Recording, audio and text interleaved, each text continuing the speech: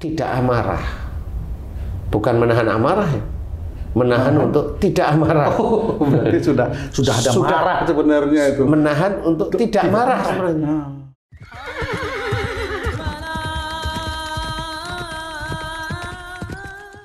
Bismillahirrahmanirrahim. Assalamualaikum warahmatullahi wabarakatuh. Waalaikumsalam warahmatullahi wabarakatuh.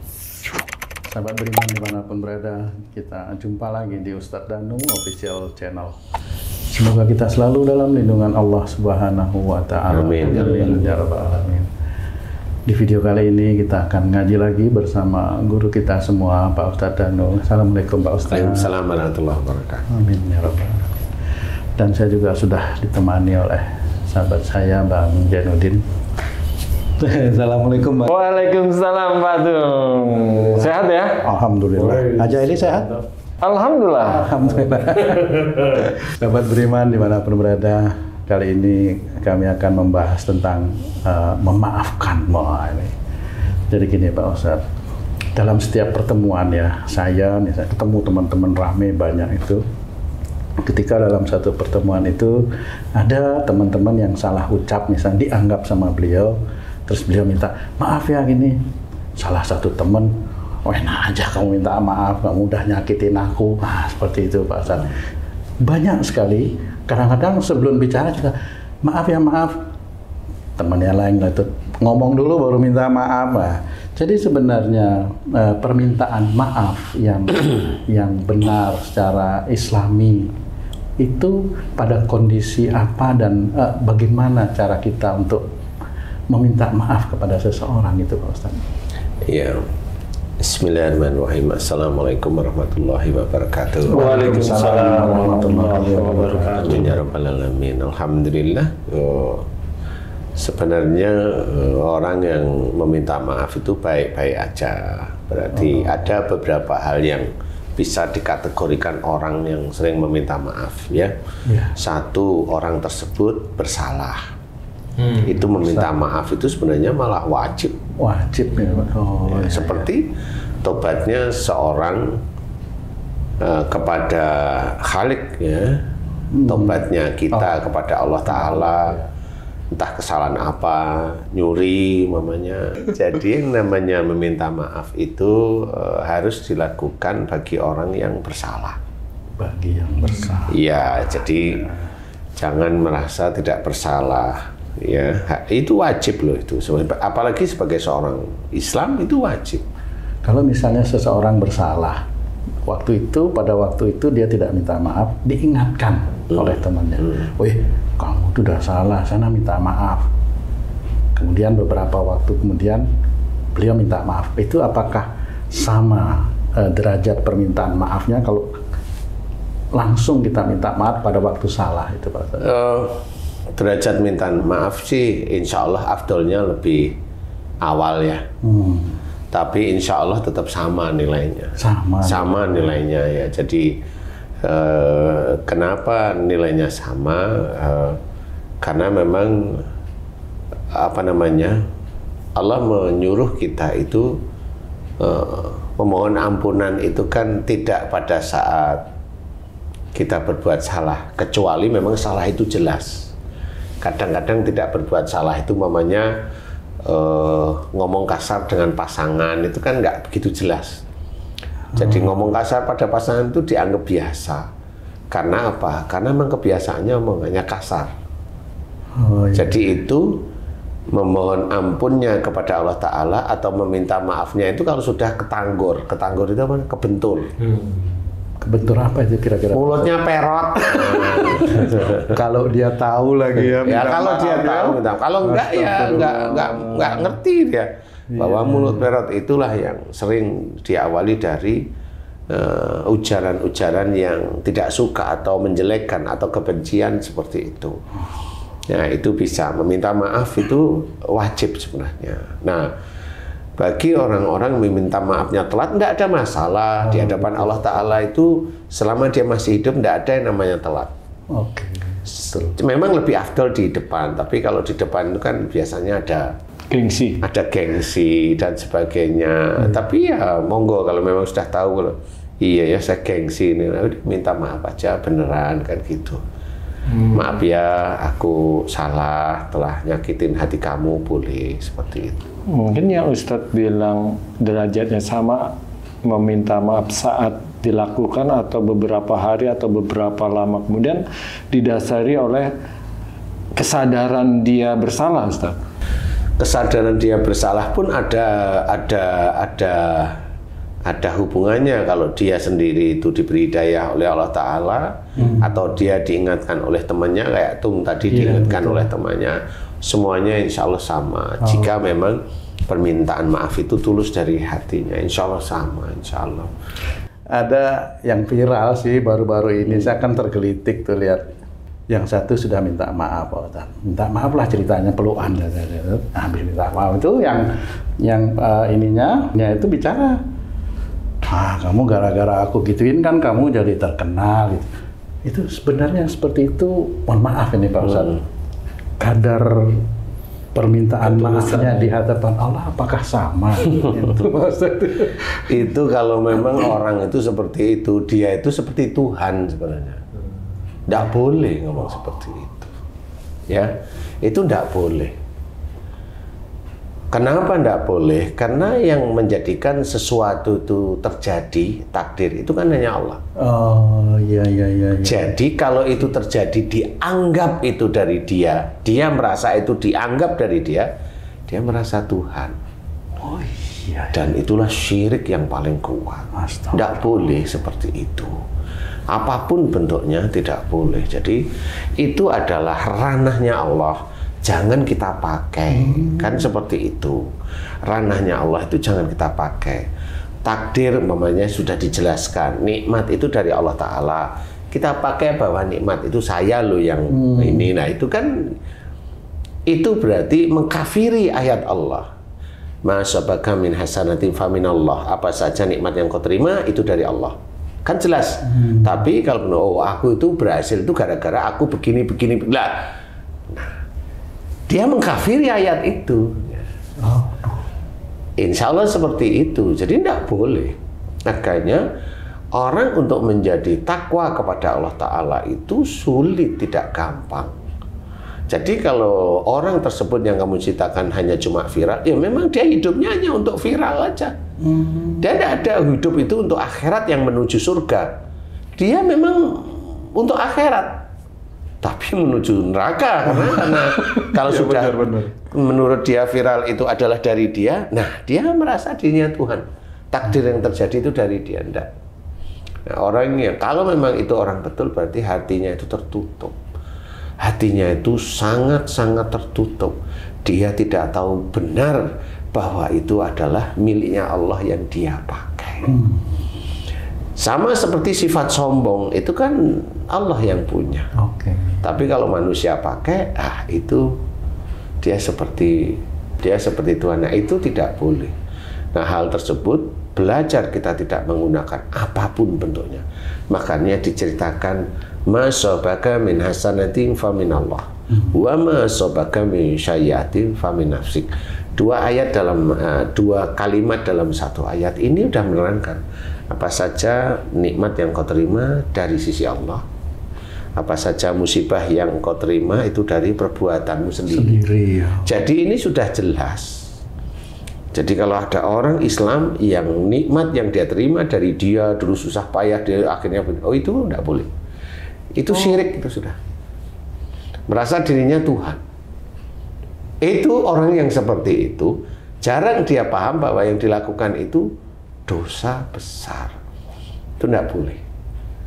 Kemudian juga diceritakan dalam ayat tersebut ya, bahwa apa saja musibah yang diterima adalah dari perbuatanmu sendiri.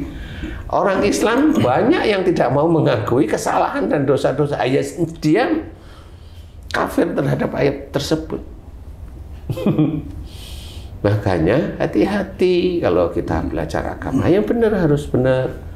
Jadi ayat demi ayat itu untuk menuntun kita menuhankan Allah. Jadi bukan menuhankan diri sendiri, menuhankan Allah. Jelas itu tauhid nomor 1. Agama Islam itu harus seperti itu, menuhankan Allah apapun. Makanya kalau kita disuruh memaafkan, fa'fu anhum, maafkan mereka. Loh, ini kan ada unsur wajib sebenarnya untuk memaafkan saudara-saudara kita yang salah. Ada unsur wajib di titik itu.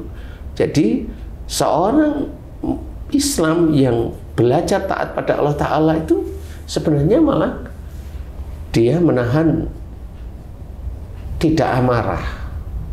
Bukan menahan amarah ya, menahan untuk tidak amarah. Berarti sudah ada marah sebenarnya itu. Menahan untuk tidak marah sebenarnya. Jadi sebenarnya dia menahan untuk tidak marah, dia memang nggak perlu ada marah. Kalau dia menahan amarah kan masih ada amarah di sini. Jadi dia menahan untuk tidak amarah. Jadi untuk mengarah dia tahan sebenarnya. Itu belajar taat. Jadi kalau ditolimi ya dimaafkan. Begitulah cara-cara Rasulullah itu mengerjakan perintah Allah, ya begitu, memaafkan. Kan gitu, ditolimi oleh orang-orang kafir Quraisy pada waktu itu ya dimaafkan. Seperti itu, dan kita harus belajar dari akhlak-akhlak Rasulullah yang baik. Maafkan dia, fa'fu anhum. Lebih agak berat lagi, wastaghfir lahum. Memberi maaf itu lebih berat dari orang yang meminta maaf, Ustadz. Seperti Ustadz katakan tadi, memberi maaf itu salah satunya adalah sunnah dari Nabi. Kemudian ada kewajiban dari Allah perintahkan untuk memberi maaf.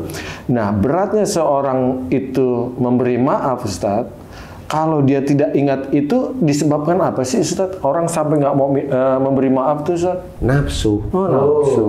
Nafsu, harga diri, gengsi, umur. Malah cenderung mau membalas gitu. Iya, itu nafsu. Makanya istilahnya masih aja dibolehkan oleh Allah Ta'ala untuk membalas, tapi satu tingkat ya, satu level, satu persamaan istilahnya. Inilah derajat gitu. Iya, tapi Allah lebih menyukai orang yang sabar, yang memaafkan, tidak nomor satukan nafsunya. Dia lebih sabar, dia memaafkan. Allah lebih suka itu. Nah, kita tinggal milih yang mana gitu ya. Apalagi saya dengar kalau kita bisa tidak membalas pada saat kita banyak kesempatan membalas, itu lebih baik katanya. Itu lebih bagus. Iya. Jadi itu lebih bagus karena apa? Karena sudah dipunyai kesempatan untuk bisa membalas, tetapi kita tidak menggunakan. Karena pada saat umpamanya kita ada kesempatan untuk membalas, kesempatan yang diingatkan oleh Allah Ta'ala kepada kita, ingat waktu itu ujian bagi kita. Ujian, ingat dengan ayat yang lain enggak dari Allah Ta'ala. Kalau ingat, Allah menyukai tidak membalas. Nah, di titik itulah malaikat raqib tersenyum. Lulus ujian. Kan gitu, jadi lulus ujian. Di titik itulah derajatnya dia ditingkatkan oleh Allah Ta'ala. Dan kalau itu memang kita pergunakan terus-menerus setiap harinya, setiap minggu, setiap bulan, setiap tahun kita lakukan, itulah salah satu ketaatan kita kepada Allah Ta'ala. Walaupun hanya cuma memberikan maaf, walaupun kita didolimi, walaupun hanya itu, tetapi itu juga pelajaran ketaatan pada Allah. Karena Allah sudah menceritakan dalam Quran, dalam surat Ali Imran tersebut, ya salah satunya maafkan dia, maafkan mereka.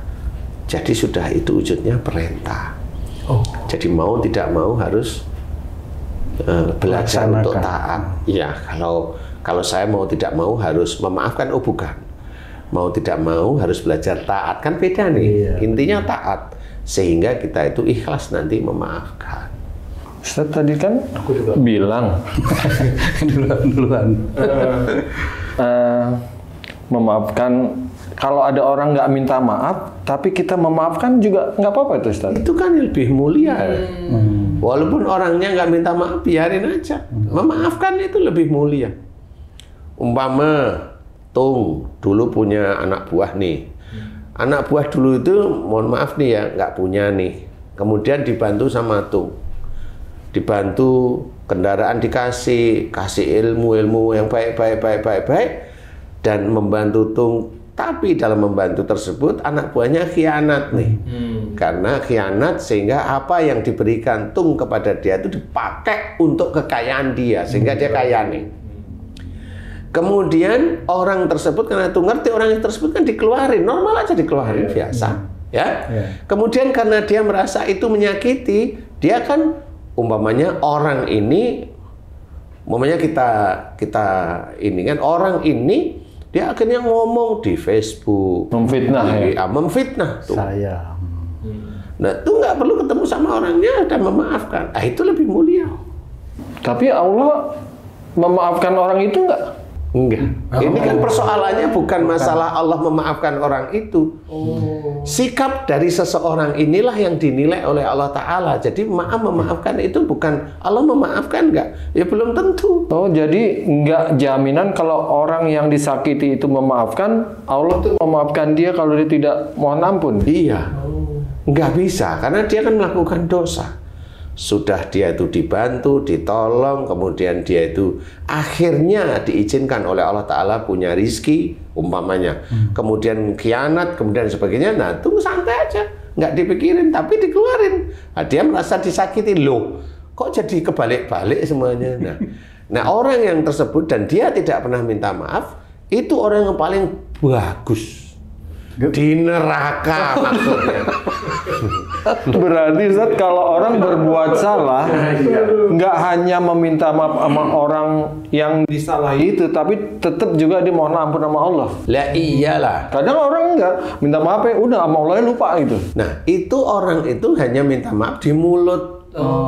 Lah kan banyak orang yang minta maaf hanya di mulut. Maaf ya. Nah, kayak Tung tadi kan cerita, maaf ya. Kamu itu kalau nggak ada saya nggak viral. Loh kan maafnya gimana maksudnya ini? Ini dia sendiri kalau umpamanya yang kamu ceritain itu orang yang mengetahui agama, menurut dia, ini orang ini ngawur loh ini sudah. Dia merasa dirinya Tuhan, sudah bisa mentakdirkan. Kan gitu, sudah bisa mentakdirkan orang itu terkenal umpamanya. Lah, tidak boleh seperti itu. Ustaz, kalau orang ini gini lagi. Aku dulu. Ini memaafkan berat nih Pak. Ini berat makanya. Ada satu lagi nih gini Pak Ustadz, teman saya nih. Teman saya ini penggemar beratnya Pak Ustadz. Sering nonton YouTube Pak Ustadz. Nah, di salah satu YouTube itu kan Pak Ustadz dia mendengar kalau ada salah sama orang tua, minta maaf lah sama orang tua itu. Jangan cuma sekali, sering terus-menerus, ya kan gitu ya. Terus teman saya cerita, saya tuh minta maaf sama orang tua saya. Malah orang tua saya bilang, kamu tuh kok minta maaf terus-terusan, aku udah maafin.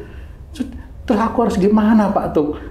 Itu gimana menanggapi seperti itu Pak? Iya, kalau itu tetap, kalau seperti itu bisa aja minta maaf terus-terusan. Iya. Karena orang tuanya tidak tahu. Kalau memang mau dijadikan ijab kabul, ijab kabul ya, itu kan tanya nih, aku sudah maafkan kesalahanmu, yang mana? Kan gitu, harus tanya. Loh iya kan ada ijab kabul. Bu, dosa yang mana ya aku ini? Ya dosamu sejak kecil, enggak, aku udah maafkan. Alhamdulillah, nah itu boleh, itu selesai. Gitu, jadi ijab kabulnya jelas, tetapi sesekali minta maaf sama ibunya boleh. Karena bagaimanapun juga tetap orang tua itu akan memaafkan. Ya, walaupun anaknya itu jarang ngasih uang, hidup dulu nempetin sampai dia itu kawin punya anak di situ, belum ngasih uang sama orang tua juga santai kok, nggak pernah ngundat itu apa sih ya? Nyebut. Nah, itu kan sama, orang tua itu ya begitu itu gitu loh, ya. Nah, ini juga harus, iya. Nah, itu kan sebenarnya bisa menjadi suatu kesalahan walaupun bukan merupakan dosa, tapi kesalahan. Tapi ya kalau kesalahan kok nggak dosa, gini loh maksudnya. Kalau dianggap dosa itu kan terlalu besar, nyakiti atau orang tua, hati orang tua. Tetapi kalau seperti itu kan ya sebenarnya dibilang membebani ya enggak. Tapi yang membebani, kenapa? Pajak yang bayar kan orang tua. Betul juga tuh. Ya kok betul juga gimana emang? Lah kan di rumah orang tuanya Pak. Jadi yang bayar kan orang tuanya, sertifikatnya orang tuanya. Ustadz, saya jadi galau nih. Yang Ustadz bilang, kalau ada orang salah, terus kita memaafkan, kita mohon ampunkan ke Allah, itu yang bersalah itu belum tentu dimaafkan sama Allah karena dia belum minta maaf. Iya. Gimana kalau itu istri, Ustadz? Istri salah, terus kita udah jelaskan, tapi dia belum minta ampun sama Allah. Tapi kita nih sebagai suami nih, kita secara umum nih, dalam doanya selalu memaafkan, mohon ampunan ke Allah. Apakah istri itu diterima, apa diampuni kesalahannya, Ustaz? Begini, Ji. Kalau haji yang memaafkan sebelum istri itu yang salah minta maaf, itu mulia di hadapan Allah. Itu dari sisi suami. Iya. Kalau istri, ya dia belum minta maaf kan tetap ada salah. Ibaratnya kalau istri nyuri barang itu kan tetap barang belum dikembaliin. Loh kan saya sudah memaafkan. Iya, tetapi kan nggak seperti itu. Udah maafkan tapi mohon ampunan juga kalau atas istri salah. Kalau gitu gunanya si suami ini mohon ampunan istri apa, Ustaz? Jadi bukan masalah guna, itu kan menjadi amalnya Si suami. Si suami. Itu kan menjadi amal solehnya, menjadi catatan mulia di hadapan Allah bab yang itu. Padahal si suami ingin Allah memaafkan kelakuan istri misalnya. Nanti suatu ketika kalau Allah memberikan hidayah pada istri, istri akan minta maaf. Itu cara Allah. Tapi kalau istri nggak minta maaf, berarti istri nggak dapat hidayah dari Allah Ta'ala. Makanya kita sebagai orang Islam jangan merasa kita tidak punya dosa atau salah. Jangan. Makanya minta maaflah terus-menerus, mohon ampun kepada Allah Ta'ala dari dosa-dosa yang kita lupa, ya kan? Wong sekarang aja kita doa untuk 2 hari kemarin aja lupa, saya apa ya salahnya? Merasa nggak punya salah, tapi mohon ampun aja pada Allah Ta'ala. Ya Allah, ampuni dosa-dosaku jika aku sejak akil balik hingga saat ini selalu melanggar firman-firman-Mu yang ada dalam Quran dan Sunnah Rasulullah. Astagfirullahaladzim. Seperti itu. Astagfirullahaladzim. Kalau memang dengan orang lain minta maaflah, seperti itu. Mudah-mudahan kalau sudah kita kerjakan, mudah-mudahan rezeki kita itu mulai dilancarkan. Rezeki kan macam-macam ya. Kesehatan tubuh kita itu rezeki. Kita diizinkan untuk bisa beribadah pada Allah Ta'ala, itu juga rezeki. Diizinkan mendampingi istri yang baik, itu juga rezeki. Ya, kalau mendampingi istri yang menurut Haji kurang ini, itu ujian aja. Ujian, ya, beda lagi nanti. Insya Allah seperti itu. Jadi harus kita memaafkan. Kalimat dalam Quran fa'fu anhum, maafkan mereka, harus menjadi acuan kita bahwa oh ini perintah dari Allah Ta'ala. Jadi sudah nggak usah diganggu gugat dengan gaya kita yang merasa kita benar, nggak usah. Maafkan aja. Kecuali perang, kecuali orang yang nyuri ketahuan, nah itu ya dihukum. Ya. Maafkan, jadi bukan berarti kalau kita memaafkan juga orang-orang korupsi, ya kita memaafkan, tapi Allah enggak. Kita saya maafkan. Karena apa? Karena memang nggak ada dalil untuk menahan dia, jadi ya udah dimaafkan aja kan. Walaupun dia udah puluhan miliar dia makan gitu, tapi ya kita nggak bisa ngapa-ngapain. Yang bisa menindak paling KPK atau polisi kan seperti itu, aparat lah istilahnya. Kita ya memaafkan, nggak usah menghujat, nggak usah, biasa aja. Karena itu ada orang seperti itu menguji kita sebenarnya. Itu menguji kita. Apakah kita termasuk taat pada Allah Ta'ala atau belum? Saya bilang belum ya, atau tidak sama sekali. Ya, mudah-mudahan manfaat. Wallahu a'lam. Alhamdulillah. Terima kasih banyak Pak Ustadz penjelasannya. Sahabat beriman dimanapun berada, mudah-mudahan melalui tayangan kami, ngaji kami kali ini bisa bermanfaat ya untuk kita semua, khususnya mengenai hal permintaan maaf atau memberi maaf itu lebih penting. Mudah-mudahan Allah mudahkan kita untuk bisa mengaplikasikan apa-apa yang telah diajarkan oleh guru kita Pak Ustadz Danu dalam tayangan kami kali ini. Sampai jumpa di video kami yang lain. Wassalamualaikum warahmatullahi wabarakatuh. Waalaikumsalam warahmatullahi wabarakatuh. Alhamdulillah. Alhamdulillah.